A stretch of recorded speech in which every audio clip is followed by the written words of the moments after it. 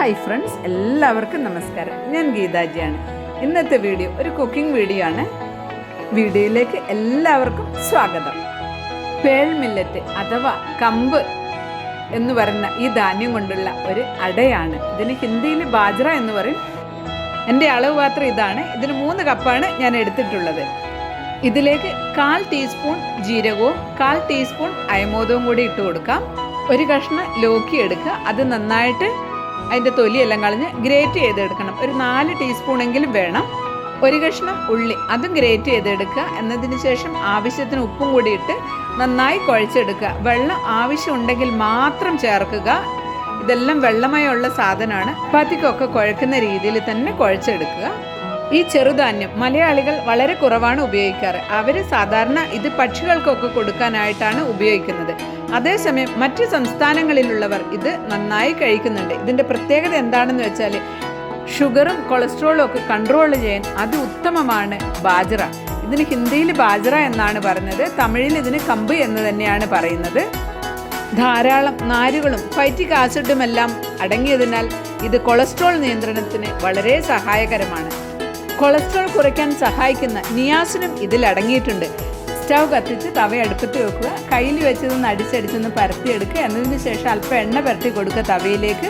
അതിനുശേഷം ഇത് തവയിൽ വെച്ച് പരത്തി കൊടുക്കുക. നമ്മളടുത്ത് ഇലയില്ല, അതുകൊണ്ടാണ് നമ്മൾ ഇങ്ങനെ പരത്തുന്നത്. ഇലയൊക്കെ ഉണ്ടെങ്കിൽ ഇലയിൽ വെച്ച് പരത്തിയിട്ട് നമുക്ക് ചുട്ടെടുക്കാവുന്നതാണ്. അപ്പോൾ എണ്ണയൊന്ന് പരത്തി കൊടുക്കുക. എന്നതിന് ശേഷം അടച്ചു വെച്ച് വേവിക്കണം. ഓരോ മിനിറ്റ് കഴിഞ്ഞ് നമ്മൾ തുറന്ന് നോക്കണം. കാരണം കരിഞ്ഞൊന്നും പോകാൻ പാടില്ല. തിരിച്ചു മറിച്ചു വിട്ട് വേവിച്ചെടുക്കുക. ഇതല്പം കട്ടിയിലാണ് നമ്മൾ ഉണ്ടാക്കിയിരിക്കുന്നത്. ഇതിൽ ചേർത്തിട്ടുള്ള ലോക്കി ആകട്ടെ കൊളസ്ട്രോളിനും ഷുഗറിനും അത്യുത്തമമാണ്. ഈ ധാന്യത്തിൽ അടങ്ങിയിരിക്കുന്ന മഗ്നീഷ്യം ഹൃദയ ആരോഗ്യത്തിന് ഗുണകരമാണ്. ഇതിലെ നാരുകൾ ഏറെ നേരം വിശപ്പ് കുറച്ച് നിർത്താൻ നല്ലതുമാണ്. അതിനാൽ ഇത് പ്രമേഹ രോഗികൾക്ക് ഏറെ ഗുണകരമാണ്. ഇതിൽ അടങ്ങിയിരിക്കുന്ന അയൺ കണ്ടന്റ് വിളർച്ചയ്ക്ക് നല്ല ഒരു മരുന്ന് തന്നെയാണ്. ബാജ്ര ആസ്മയ്ക്ക് നല്ല ഒരു മരുന്ന് കൂടിയാണ്. അതുപോലെ തന്നെ എല്ലിൻ്റെ ആരോഗ്യ സംരക്ഷണത്തിനും മികച്ച ഒരു ധാന്യമാണിത്. നാരുകളാൽ സമ്പുഷ്ടമായതും ദഹനം മെച്ചപ്പെടുത്തുന്നതിനും വിശപ്പ് കുറയ്ക്കുന്നതുമെല്ലാം തന്നെ തടി കുറയ്ക്കുന്നതിനും സഹായിക്കുന്ന ഘടകങ്ങളാണ് ഇതിൽ അടങ്ങിയിട്ടുള്ളത്.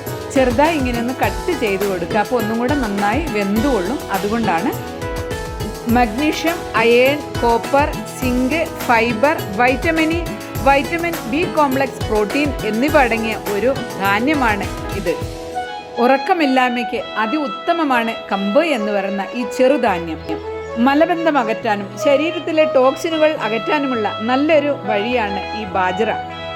ശരീരത്തിലെ ടോക്സിനുകൾ നീക്കുന്നത് കൊണ്ട് ക്യാൻസർ പോലുള്ള രോഗങ്ങളെ തടയാനും ഇതേറെ നല്ലതാണ്. എൻ്റെ ബാജ്ര വീഡിയോ നിങ്ങൾക്ക് ഇഷ്ടപ്പെട്ട് കാണുമല്ലോ. ആദ്യമായിട്ട് വീഡിയോ കാണുന്നവരാണെങ്കിൽ മറക്കാതെ സബ്സ്ക്രൈബ് ചെയ്യണം കേട്ടോ. കമൻറ്റുകൾ അറിയിക്കുമല്ലോ.